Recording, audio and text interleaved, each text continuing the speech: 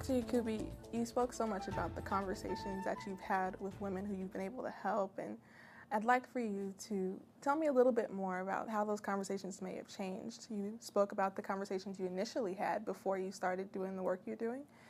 The women of Afghanistan are very courageous and they are really fast learner.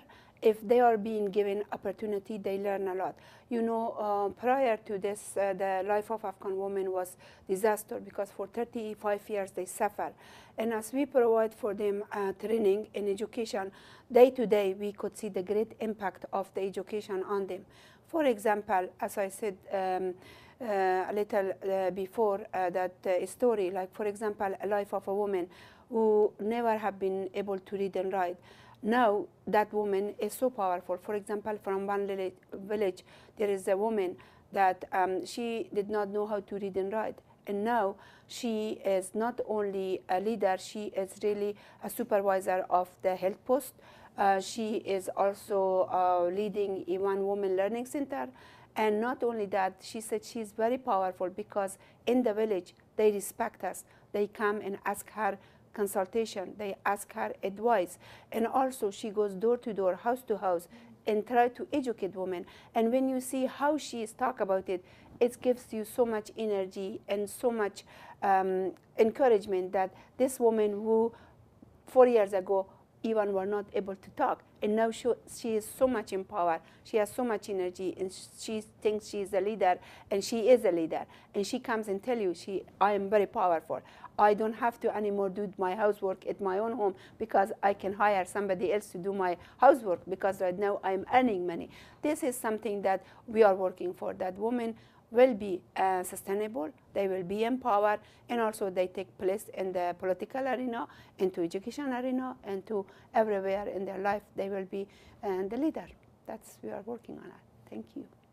In addition to the work you've done with Afghan Institute for Learning, you're also involved with a number of other organizations. Would that be okay if I shared a couple of those now?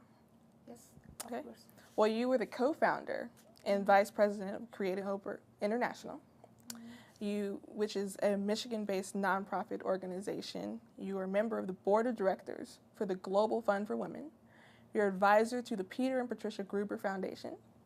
You are also an advisor to the Women's Learning Partnership and a member of the Women Learning Partnership's Roaming Institute for Women's Leadership. And finally, you've been involved with the agency of coordinating the body for Afghan relief. What have you learned on this journey? Like, what would you say is the most significant of these experiences? The most significant things for me in this experience, first of all, that I learned to be really be wiser, and also really have a good ear to listen, because through listening and communication, I have been able to learn many methods that I could use right now in my own organization. And as a result, also learning a culture, sort of, that how people deal with different culture, as I work through different ethnic group in Afghanistan and through diversity. So it's helped me really to learn, going through this organization, working with them, and see them how they deal with their organization. So I pick up here and there several methodology that it's really made my life easier working with my people. As you know, in Afghanistan, also we are different from the organization that right now I'm involved here. Afghanistan is a very poor country. We don't have that much facility available. We don't have that much human resource available. And specialty is lacking in Afghanistan. So once who is going to be a leader in an organization like mine, you have to get the challenge of doing everything and try to teach every task and every method that you know to others. In order to do that, so you have to be very capable of listening and communicating in a way that people will not be turned off by you, and people trust you, and people build a relationship with you, a strong bond with you, because we are going community to community in a rural area. We are delivering education. We are working with a different level of people, from preschool to university. So you can see that different age people have different perception. So you must be a kind of person that relate to all different ages and different lifestyle and different tradition.